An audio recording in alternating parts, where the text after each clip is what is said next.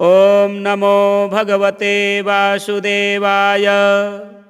श्रीशुक उवाच एवं व्यवसितो बुद्ध्या समाधाय मनोहृदि जजाप परमं जाप्यं प्राग्जन्मन्यनुशिक्षितम्। गजेन्द्र उवाच ॐ नमो भगवते तस्मै यत एतच्चिदात्मकम् पुरुषायादिबीजाय परेशायाभिधीमहि यस्मिन्निदं यतश्चेदं येनेदं य इदं स्वयं योऽस्मात् परस्माच्च परस्तं प्रपद्ये स्वयंभुवम्। यः स्वात्मनीदं निजमाययार्पितं क्वचिद्विभातं क्वच तत्तिरोहितम्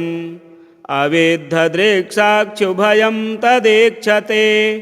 स आत्ममूलोऽवतु मां परात्परः।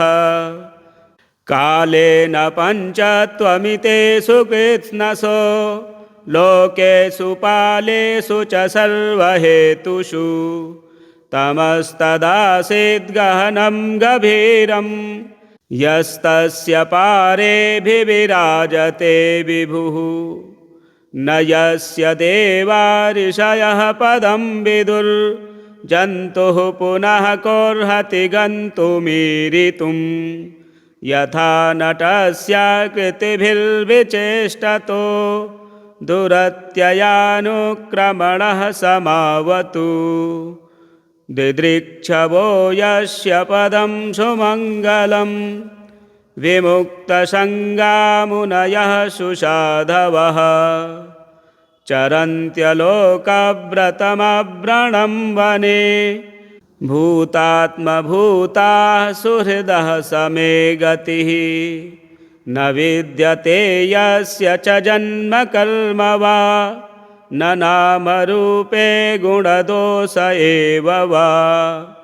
तथापि लोकाप्ययसम्भवाय यः स्वमायया तान्यनुकालमृच्छति। तस्मै नमः परेशाय ब्रह्मणेऽनन्तशक्तये अरूपायोरुरूपाय नम आश्चर्यकर्मणे नम आत्मप्रदीपाय साक्षिणे परमात्मने नमो गिरां विदुराय मनसश्चेतसामपि सत्त्वेन प्रतिलभ्याय नैष्कर्मेण विपश्चिता। नमः कैवल्यनाथाय निर्वाणसुखसंविदे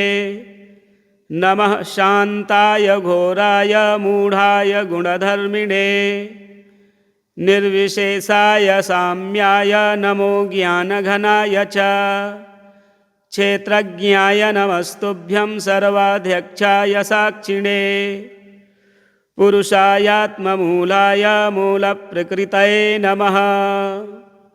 सर्वेन्द्रियगुणद्रष्टे सर्वप्रत्ययहेतवे असताक्षाय योक्ताय सदा भाषाय ते नमः। नमो नमस्तेऽखिलकारणाय निष्कारणायाद्भुतकारणाय सर्वागमाम्नाय महार्णवाय नमोपवर्गाय परायणाय गुणारणीक्षन्नचिदोष्मपाय तच्छोभविस्फूर्जितमानसाय नैष्कर्म्यभावेन विवर्जितागम स्वयं प्रकाशाय नमस्करोमि। मादृक्प्रपन्नपशुपाशविमोक्षणाय मुक्ताय भूरिकरुणाय नमोलयाय स्वांसेन सर्वतनुभृन्मनसे प्रतीता प्रत्यग्दृशे भगवते बृहते नमस्ते। आत्मात्मजाप्तगृहवित्तजनेषु शक्तेर्दुष्प्रापणाय गुणसङ्गविवर्जिताय मुक्तात्मभिः स्वहृदये परिभाविताय ज्ञानात्मने भगवते नम ईश्वराय यं धर्मकामार्थविमुक्तिकामा भजन्त इष्टां गतिमाप्नुवन्ति। किं त्वाशिशोरात्यपि देहमव्ययं करोतु मेदभ्रदयो विमोक्षणम्। एकान्तिनो यस्य न कञ्चनार्थं वाञ्छन्ति ये वै भगवत्प्रपन्नाः। अत्यद्भुतं तच्चरितं सुमङ्गलं गायन्त आनन्दसमुद्रमग्नाः। तमक्षरं ब्रह्मपरं परेशम् अव्यक्तमाध्यात्मिकयोगगम्यम्।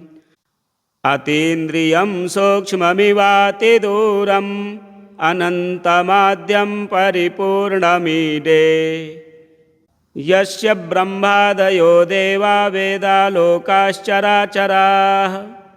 नामरूपविभेदेन फलव्याचाकलया कृताः। यथार्चिसोऽग्नेः सवितुर्गभस्तयो निर्यान्ति संयान्त्यसकृत्स्वरोचिषः। तथा यतोऽयं गुणसम्प्रवाहो बुद्धिर्मनः खानि शरीरसर्गाः। स वै न देवासुरमर्त्यतिर्यं न स्त्री न षण्ढो न पुमान्न जन्तुः। नायं गुणः कर्म न सन्न चासन् निषेधशेषो जयतादशेषः। जिजीविषेनाहमिहामुया किम् अन्तर्बहिश्चावृतये भयोन्या। इच्छामि कालेन न यस्य विप्लवस्तस्यात्मलोकावरणस्य मोक्षम्। सोऽहं विश्वसृजं विश्वमविश्वं विश्ववेदसं विश्वात्मानमजं ब्रह्म प्रणतोऽस्मि परं पदम्। योगरन्धितकर्माणो हृदि योगविभाविते योगिनो यं प्रपश्यन्ति योगेशं तं नतोऽस्म्यहम्। नमो नमस्तुभ्यमसह्यवेग शक्तित्रयायाखिलधिगुणाय प्रपन्नपालाय दुरन्तशक्तये कदिन्द्रियाणामनवाप्यवर्त्मने। नायं वेद स्वमात्मानं यच्छक्त्याहन्धिया हतं तं दुरत्ययमाहात्म्यं भगवन्तमितोऽस्म्यहम्। श्रीशुक उवाच एवं गजेन्द्रमुपवर्णितनिर्विशेषं ब्रह्मादयो विविधलिङ्गभिदाभिमानाः। नैते यदोपससृपुर्निखिलात्मकत्वात् तत्राखिलामरमयो हरिराविरासीत्। तं तद्वदार्थमुपलभ्य जगन्निवासः स्तोत्रं निशम्य दिविजैः सह संस्तुवद्भिः। छन्दोमयेन गरुडेन समुह्यमानश्चक्रायुधोऽभ्यगमदासु यतो गजेन्द्रः। सोऽन्तः सरस्युरुबलेन गृहीत आर्तो दृष्ट्वा गरुत्मतिहरिं ख उपात्तचक्रम्। उत्क्षिप्य साम्बुजकरं गृहमाह कृच्छ्रान् नारायणाखिलगुरो भगवन्नमस्ते। तं वीक्ष्य पीडितमजः सहसावतीर्य सग्राहमासु सरसः कृपयोज्जहार। ग्राहाद्दिपाटितमुखादरिणा गजेन्द्रं सम्पश्यतां हरिरमुमुचदोच्छ्रियाणाम्। ॐ नमो भगवते वासुदेवाय। श्रीशुक उवाच एवं व्यवसितो बुद्ध्या समाधाय मनोहृदि जजाप परमं जाप्यं प्राग्जन्मन्यनुशिक्षितम्। गजेन्द्र उवाच ॐ नमो भगवते तस्मै यत एतच्चिदात्मकं पुरुषायादिबीजाय परेशायाभिधीमहि यस्मिन्निदं यतश्चेदं येनेदं य इदं स्वयं योऽस्मात् परस्माच्च परस्तं प्रपद्ये स्वयंभुवम्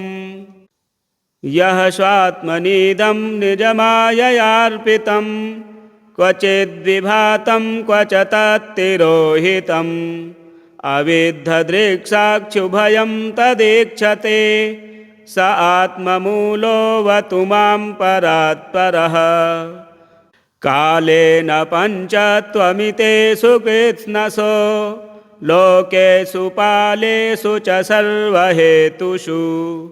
तमस्तदासीद्गहनं गभीरं यस्तस्य पारेऽभिविराजते विभुः न यस्य देवा ऋषयः पदं विदुर्जन्तुः पुनः कोऽर्हति गन्तुमीरितुं यथा नटस्य कृतिभिर्विचेष्टतो दुरत्ययानुक्रमणः समावतु दिदृक्षवो यस्य पदं सुमङ्गलं विमुक्तसङ्गामुनयः सुसाधवः चरन्त्यलोकव्रतमव्रणं वने भूतात्मभूताः सुहृदः समे गतिः न विद्यते यस्य च जन्म कर्म वा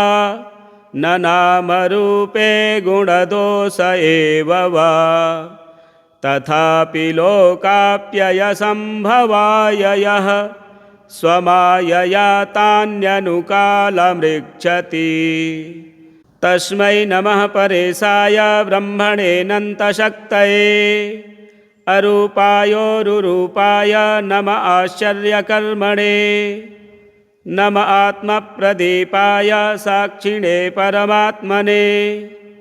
नमो गिरां विदुराय मनसश्चेतसामपि सत्त्वेन प्रतिलभ्याय नैष्कर्मेण विपश्चिता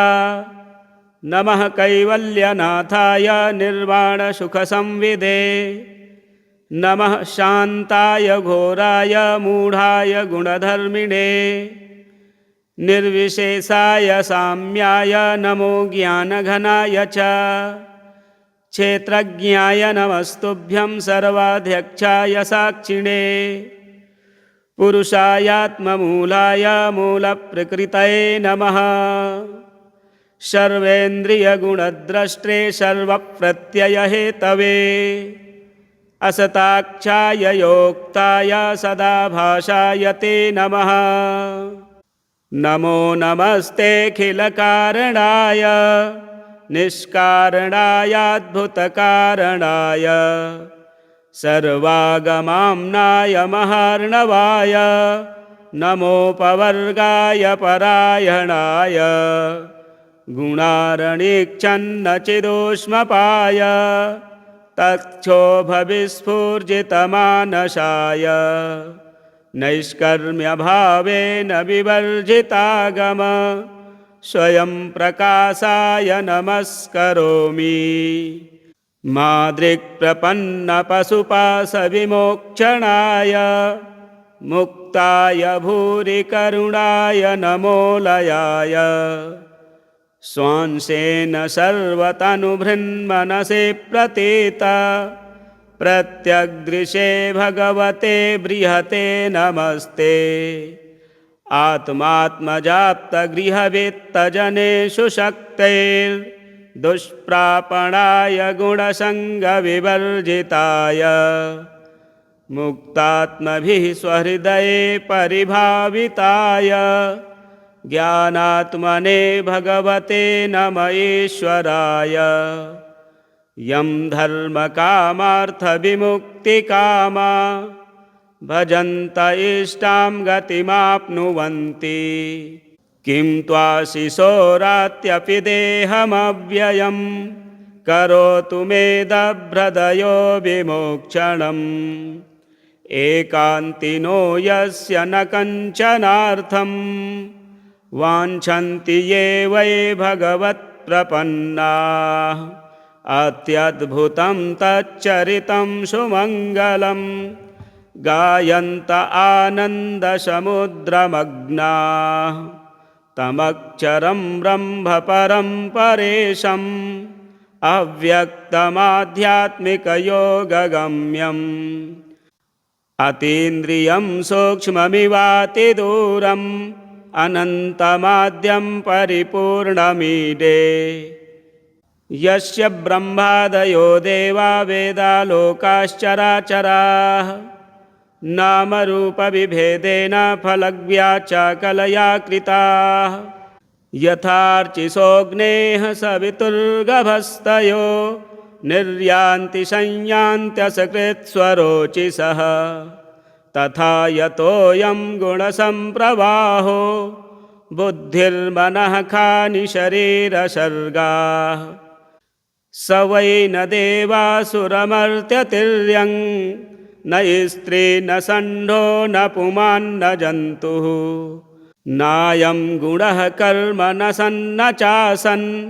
निषेधशेषो जयतादशेषः जिजीविषेनाहमिहामुया किम् अन्तर्बहिश्चावृतये भयोन्या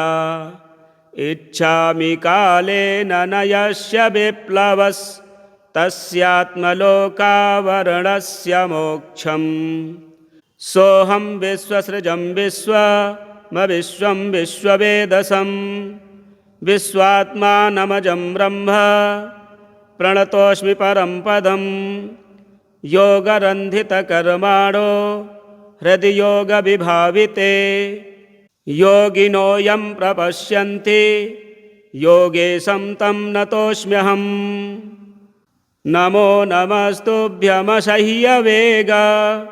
शक्तित्रयायाखिलधिगुणाय प्रपन्नपालाय दुरन्तशक्तये कदिन्द्रियाणामनवाप्यवर्त्मने नायं वेद स्वमात्मानं यच्छक्त्याहन्धिया हतं तं दुरत्ययमाहात्म्यं भगवन्तमितोऽस्म्यहम् श्रीशुक उवाच एवं गजेन्द्रमुपवर्णितनिर्विशेषं ब्रह्मादयो विविधलिङ्गभिदाभिमानाः नैते यदोपससृपुर्निखिलात्मकत्वात् तत्राखिलामरमयो हरिराविरासीत् तं तद्वदार्थमुपलभ्य जगन्निवासः स्तोत्रं निशम्य दिविजैः सह संस्तुवद्भिः छन्दोमयेन गरुडेन समुह्यमानश्चक्रायुधोऽभ्यगमदासु यतो गजेन्द्रः सोऽन्तः सरस्युरुबलेन गृहीत आर्तो दृष्ट्वा गरुत्मतिहरिं ख उपात्तचक्रम् उत्क्षिप्य साम्बुजकरं गृहमाह कृच्छ्रान् नारायणाखिलगुरो भगवन्नमस्ते तं वीक्ष्य पीडितमजः सहसावतीर्य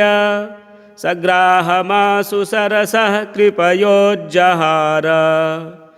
ग्राहाद्दिपाटितमुखाधरिणा गजेन्द्रम्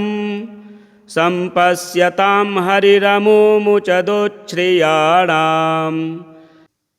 ॐ नमो भगवते वासुदेवाय श्रीशुक उवाच एवं व्यवसितो बुद्ध्या समाधाय मनोहृदि जजाप परमं जाप्यं प्राग्जन्मन्यनुशिक्षितं गजेन्द्र उवाच ॐ नमो भगवते तस्मै यत एतच्चिदात्मकं पुरुषायादिबीजाय परेशायाभिधीमहि यस्मिन्निदं यतश्चेदं येनेदं य इदं स्वयं योऽस्मात् परस्माच्च परस्तं प्रपद्ये स्वयंभुवम् यः स्वात्मनीदं निजमाययार्पितं क्वचिद्विभातं क्व च तत्तिरोहितम् अविद्धदृक्साक्षुभयं तदीक्षते स आत्ममूलोऽवतु मां परात्परः कालेन पञ्चत्वमितेषु कृत्स्नसो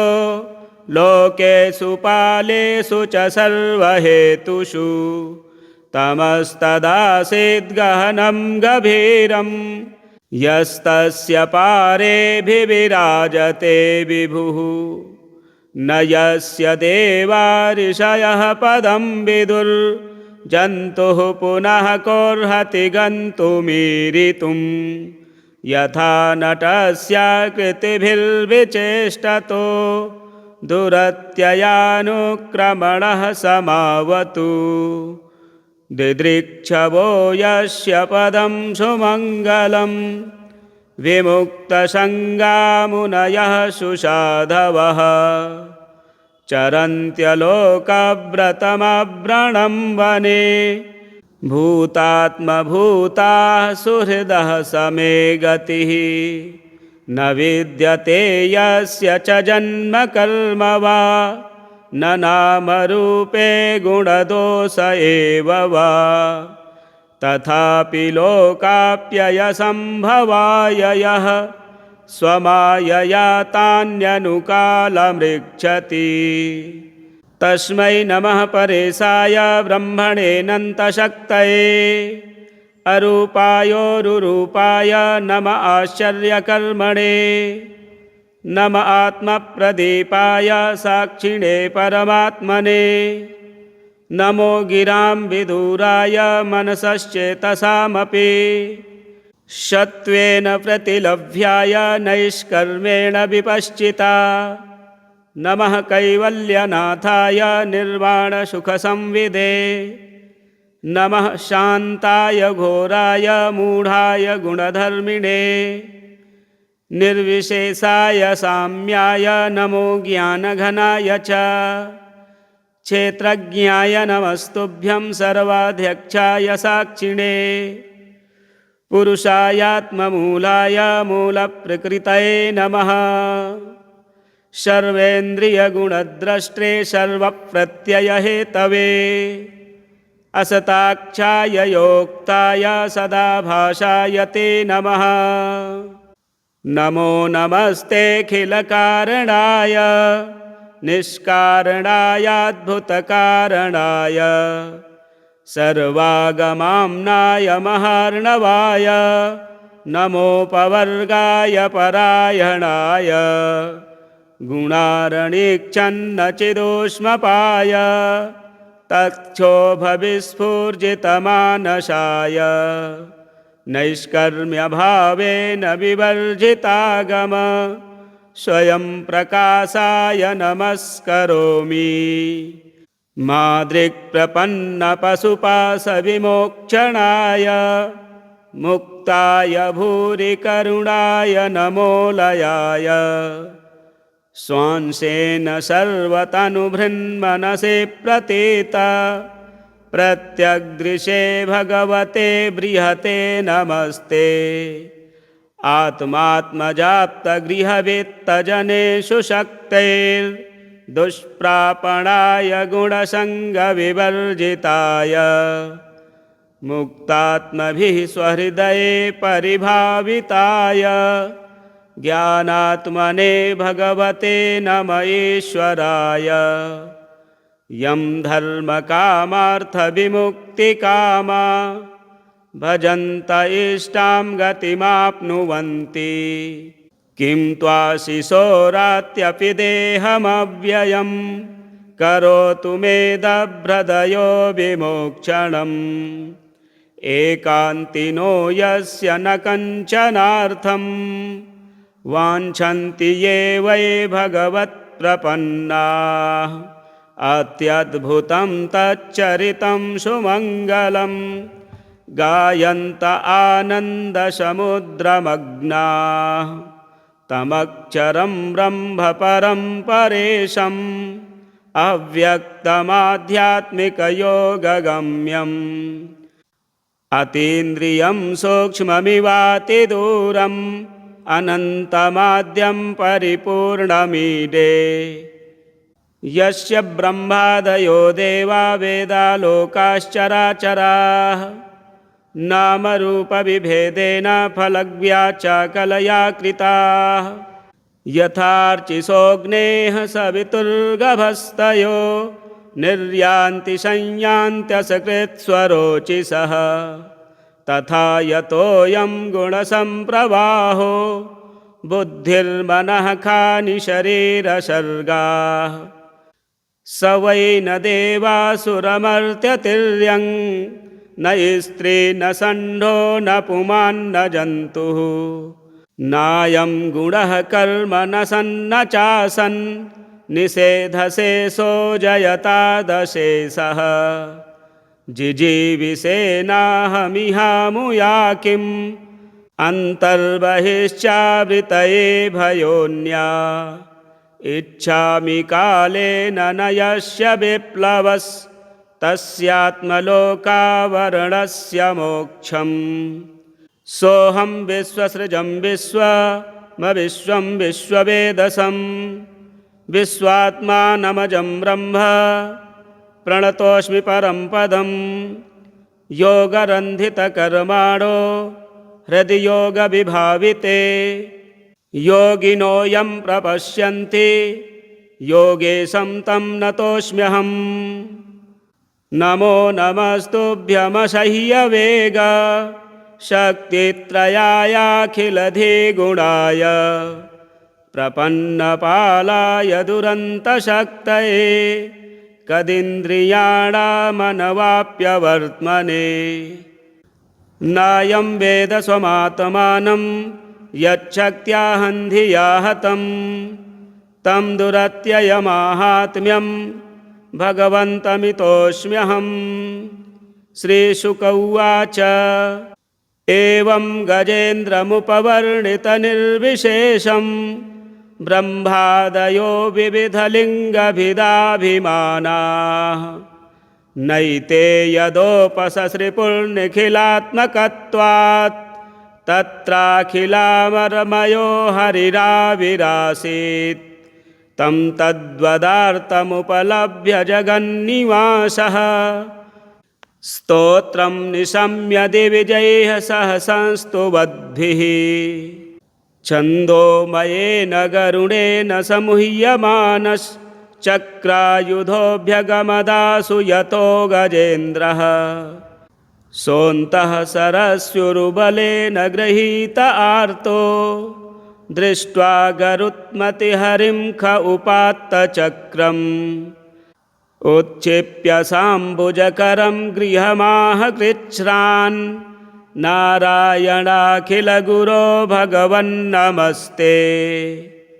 तं वीक्ष्य पीडितमजः सहसावतीर्य सग्राहमासु सरसः कृपयोज्जहार ग्राहाद्दिपाटितमुखाधरिणा गजेन्द्रं सम्पश्यतां हरिरमुमुचदुच्छ्रियाणाम् ॐ नमो भगवते वासुदेवाय श्रीशुक उवाच एवं व्यवसितो बुद्ध्या समाधाय मनोहृदि जजाप परमं जाप्यं प्राग्जन्मन्यनुशिक्षितं गजेन्द्र उवाच ॐ नमो भगवते तस्मै यत एतच्चिदात्मकं पुरुषायादिबीजाय परेशायाभिधीमहि यस्मिन्निदं यतश्चेदं येनेदं य इदं स्वयं योऽस्मात् परस्माच्च परस्तं प्रपद्ये स्वयंभुवम् यः स्वात्मनीदं निजमाययार्पितं क्वचिद्विभातं क्वच तत्तिरोहितम् अविद्धदृक्साक्षुभयं तदीक्षते स आत्ममूलोऽवतु मां परात्परः कालेन पञ्चत्वमितेषु कृत्स्नसो लोकेषु पालेषु च सर्वहेतुषु तमस्तदासीद्गहनं गभीरं यस्तस्य पारेऽभिविराजते विभुः न यस्य देवा ऋषयः पदं विदुर्जन्तुः पुनः कोऽर्हति गन्तुमीरितुं यथा नटस्य कृतिभिर्विचेष्टतो दुरत्ययानुक्रमणः समावतु दिदृक्षवो यस्य पदं सुमङ्गलं विमुक्तसङ्गामुनयः सुसाधवः चरन्त्यलोकव्रतमव्रणं वने भूतात्मभूताः सुहृदः समे गतिः न विद्यते यस्य च जन्म कर्म वा न नामरूपे गुणदोष एव वा तथापि लोकाप्ययसम्भवाय यः स्वमायया तान्यनुकालमृच्छति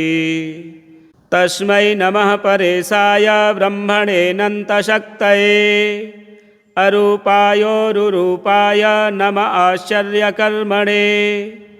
नम आत्मप्रदीपाय साक्षिणे परमात्मने नमो गिरां विदुराय मनसश्चेतसामपि सत्त्वेन प्रतिलभ्याय नैष्कर्मेण विपश्चिता नमः कैवल्यनाथाय निर्वाणसुखसंविदे नमः शान्ताय घोराय मूढाय गुणधर्मिणे निर्विशेषाय साम्याय नमो ज्ञानघनाय च क्षेत्रज्ञाय नमस्तुभ्यं सर्वाध्यक्षाय साक्षिणे पुरुषायात्ममूलाय मूलप्रकृतये नमः सर्वेन्द्रियगुणद्रष्टे सर्वप्रत्ययहेतवे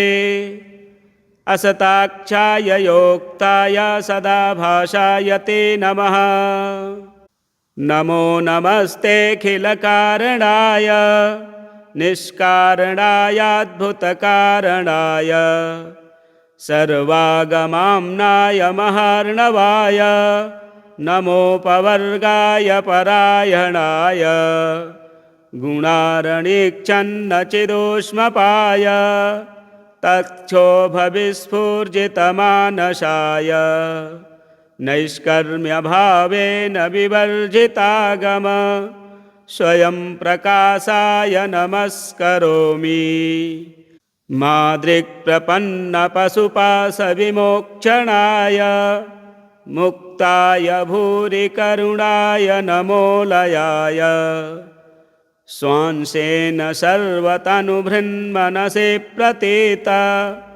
प्रत्यग्दृशे भगवते बृहते नमस्ते आत्मात्मजाप्तगृहवित्तजनेषु शक्तेर्दुष्प्रापणाय गुणसङ्गविवर्जिताय मुक्तात्मभिः स्वहृदये परिभाविताय ज्ञानात्मने भगवते नम ईश्वराय यं धर्मकामार्थविमुक्तिकामा भजन्त इष्टां गतिमाप्नुवन्ति किं त्वाशिशोरात्यपि देहमव्ययं करोतु मेदभ्रदयो विमोक्षणम् एकान्तिनो यस्य न कञ्चनार्थं वाञ्छन्ति ये वै भगवत्प्रपन्नाः अत्यद्भुतं तच्चरितं सुमङ्गलं गायन्त आनन्दसमुद्रमग्नाः तमक्षरं ब्रह्मपरं परेशम् अव्यक्तमाध्यात्मिकयोगगम्यम् अतीन्द्रियं सूक्ष्ममिवातिदूरम् अनन्तमाद्यं परिपूर्णमीडे यस्य ब्रह्मादयो देवा वेदा लोकाश्चराचराः नामरूपविभेदेन फलव्याचाकलया कृताः यथार्चिसोऽग्नेः सवितुर्गभस्तयो निर्यान्ति संयान्त्यसकृत्स्वरोचिषः तथा यतोऽयं गुणसम्प्रवाहो बुद्धिर्मनः खानि शरीरसर्गाः स वै न देवासुरमर्त्यतिर्यं न स्त्री न षण्ढो न पुमान् न जन्तुः नायं गुणः कर्म न सन्न चासन् निषेधशेषो जयतादशेषः जिजीविषेणाहमिहामुया किम् अन्तर्बहिश्चावृतये भयोन्या इच्छामि कालेन न यस्य विप्लवस्तस्यात्मलोकावरणस्य मोक्षम् सोऽहं विश्वसृजं विश्वं विश्ववेदसं विश्वात्मानमजं ब्रह्म प्रणतोऽस्मि परं पदं योगरन्धितकर्माणो हृदि योगविभाविते योगिनो यं प्रपश्यन्ति योगेशं तं नतोऽस्म्यहम् नमो नमस्तुभ्यमसह्यवेग शक्तित्रयायाखिलधिगुणाय प्रपन्नपालाय दुरन्तशक्तये कदिन्द्रियाणामनवाप्यवर्त्मने नायं वेद स्वमात्मानं यच्छक्त्याहन्धिया हतं तं दुरत्ययमाहात्म्यं भगवन्तमितोऽस्म्यहम् श्रीशुक उवाच एवं गजेन्द्रमुपवर्णितनिर्विशेषं ब्रह्मादयो विविधलिङ्गभिदाभिमानाः नैते यदोपससृपुर्निखिलात्मकत्वात् तत्राखिलामरमयो हरिराविरासीत् तं तद्वदार्थमुपलभ्य जगन्निवासः स्तोत्रं निशम्य दिविजैः सह संस्तुवद्भिः छन्दोमयेन गरुडेन समुह्यमानश्चक्रायुधोऽभ्यगमदासु यतो गजेन्द्रः सोऽन्तः सरस्युरुबलेन गृहीत आर्तो दृष्ट्वा गरुत्मतिहरिं ख उपात्तचक्रम् उत्क्षिप्य साम्बुजकरं गृहमाह कृच्छ्रान् नारायणाखिलगुरो भगवन्नमस्ते तं वीक्ष्य पीडितमजः सहसावतीर्य सग्राहमासु सरसः कृपयोज्जहार ग्राहाद्दिपाटितमुखाधरिणा गजेन्द्रम् सम्पश्यतां हरिरमुमुचदोच्छ्रियाणाम् ॐ नमो भगवते वासुदेवाय श्रीशुक उवाच एवं व्यवसितो बुद्ध्या समाधाय मनोहृदि जजाप परमं जाप्यं प्राग्जन्मन्यनुशिक्षितं गजेन्द्र उवाच ॐ नमो भगवते तस्मै यत एतच्चिदात्मकं पुरुषायादिबीजाय परेशायाभिधीमहि यस्मिन्निदं यतश्चेदं येनेदं य इदं स्वयं योऽस्मात् परस्माच्च परस्तं प्रपद्ये स्वयंभुवम् यः स्वात्मनीदं निजमाययार्पितं क्वचिद्विभातं क्वच तत्तिरोहितम् अविद्धदृक्साक्षुभयं तदीक्षते स आत्ममूलोऽवतु मां परात्परः कालेन पञ्चत्वमितेषु कृत्स्नसो लोकेषु पालेषु च सर्वहेतुषु तमस्तदासीद्गहनं गभीरं यस्तस्य पारेऽभिविराजते विभुः न यस्य देवा ऋषयः पदं विदुर्जन्तुः पुनः कोऽर्हति गन्तुमीरितुं यथा नटस्य कृतिभिर्विचेष्टतो दुरत्ययानुक्रमणः समावतु दिदृक्षवो यस्य पदं सुमङ्गलं विमुक्तसङ्गामुनयः सुसाधवः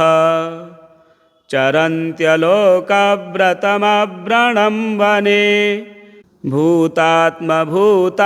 सुहृदः समे गतिः न विद्यते यस्य च जन्म कर्म वा न नामरूपे गुणदोष एव वा तथापि लोकाप्ययसम्भवाय यः स्वमायया तान्यनुकालमृच्छति तस्मै नमः परेशाय ब्रह्मणेऽनन्तशक्तये अरूपायोरुरूपाय नम आश्चर्यकर्मणे नम आत्मप्रदीपाय साक्षिणे परमात्मने नमो गिरां विदूराय मनसश्चेतसामपि सत्त्वेन प्रतिलभ्याय नैष्कर्मेण विपश्चिता नमः कैवल्यनाथाय निर्वाणसुखसंविदे नमः शान्ताय घोराय मूढाय गुणधर्मिणे निर्विशेषाय साम्याय नमो ज्ञानघनाय च क्षेत्रज्ञाय नमस्तुभ्यं सर्वाध्यक्षाय साक्षिणे पुरुषायात्ममूलाय मूलप्रकृतये नमः सर्वेन्द्रियगुणद्रष्टे सर्वप्रत्ययहेतवे असताक्षाय योक्ताय सदाभाषाय ते नमः नमो नमस्तेऽखिलकारणाय निष्कारणायाद्भुतकारणाय सर्वागमाम्नाय महार्णवाय नमोपवर्गाय परायणाय गुणारणीक्षन्नचिदोष्मपाय तच्छोभविस्फूर्जितमानसाय नैष्कर्म्यभावेन विवर्जितागम स्वयं प्रकाशाय नमस्करोमि मादृक्प्रपन्नपशुपाशविमोक्षणाय मुक्ताय भूरिकरुणाय नमोलयाय स्वांसेन सर्वतनुभृन्मनसे प्रतीता प्रत्यग्दृशे भगवते बृहते नमस्ते आत्मात्मजाप्तगृहवित्तजनेषु शक्तेर्दुष्प्रापणाय गुणसङ्गविवर्जिताय मुक्तात्मभिः स्वहृदये परिभाविताय ज्ञानात्मने भगवते नम ईश्वराय यं धर्मकामार्थविमुक्तिकामा भजन्त इष्टां गतिमाप्नुवन्ति किं त्वाशिशोरात्यपि देहमव्ययं करोतु मेदभ्रदयो विमोक्षणम् एकान्तिनो यस्य न कञ्चनार्थं वाञ्छन्ति ये वै भगवत्प्रपन्नाः अत्यद्भुतं तच्चरितं सुमङ्गलं गायन्त आनन्दसमुद्रमग्नाः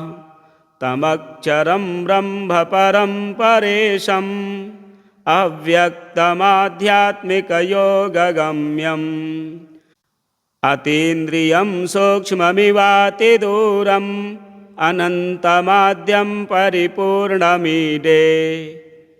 यस्य ब्रह्मादयो देवा वेदा लोकाश्चराचराः नामरूपविभेदेन फलव्याचाकलया कृताः यथार्चिसोऽग्नेः सवितुर्गभस्तयो निर्यान्ति संयान्त्यसकृत्स्वरोचिषः तथा यतोऽयं गुणसम्प्रवाहो बुद्धिर्मनः खानि शरीरसर्गाः स वै न देवासुरमर्त्यतिर्यं न स्त्री न षण्ढो न पुमान्न जन्तुः नायं गुणः कर्म न सन्न चासन् निषेधशेषो जयतादशेषः जिजीविषेनाहमिहामुया किम् अन्तर्बहिश्चावृतये भयोन्या इच्छामि कालेन न यस्य विप्लवस्तस्यात्मलोकावरणस्य मोक्षम् सोऽहं विश्वसृजं विश्वमविश्वं विश्ववेदसं विश्वात्मानमजं ब्रह्म प्रणतोऽस्मि परं पदं योगरन्धितकर्माणो हृदि योगविभाविते योगिनो यं प्रपश्यन्ति योगेशं तं नतोऽस्म्यहम् नमो नमस्तुभ्यमसह्यवेग शक्तित्रयायाखिलधिगुणाय प्रपन्नपालाय दुरन्तशक्तये कदिन्द्रियाणामनवाप्यवर्त्मने नायं वेद स्वमात्मानं यच्छक्त्याहन्धिया हतं तं दुरत्ययमाहात्म्यं भगवन्तमितोऽस्म्यहम् श्रीशुक उवाच एवं गजेन्द्रमुपवर्णितनिर्विशेषं ब्रह्मादयो विविधलिङ्गभिदाभिमानाः नैते यदोपससृपुर्निखिलात्मकत्वात् तत्राखिलामरमयो हरिराविरासीत् तं तद्वदार्थमुपलभ्य जगन्निवासः स्तोत्रं निशम्य दिविजैः सह संस्तुवद्भिः छन्दोमयेन गरुडेन समुह्यमानश्चक्रायुधोऽभ्यगमदासु यतो गजेन्द्रः सोऽन्तः सरस्युरुबलेन गृहीत आर्तो दृष्ट्वा गरुत्मतिहरिं ख उपात्तचक्रम् उत्क्षिप्य साम्बुजकरं गृहमाह कृच्छ्रान् नारायणाखिलगुरो भगवन्नमस्ते तं वीक्ष्य पीडितमजः सहसावतीर्य सग्राहमासु सरसः कृपयोज्जहार ग्राहाद्दिपाटितमुखादरिणा गजेन्द्रम् सम्पश्यतां हरिरमुमुचदुच्छ्रियाणाम् सम्पश्यतां हरिरमुमुचदुच्छ्रियाणाम्। श्रीमद्भागवते महापुराणे पारमहंस्यां संहितायाम् अष्टमस्कन्धे मन्वन्तरानुवर्णने गजेन्द्रोपाख्याने जय जय श्री गजेन्द्रार्पणस्तोत्रं सम्पूर्णम्।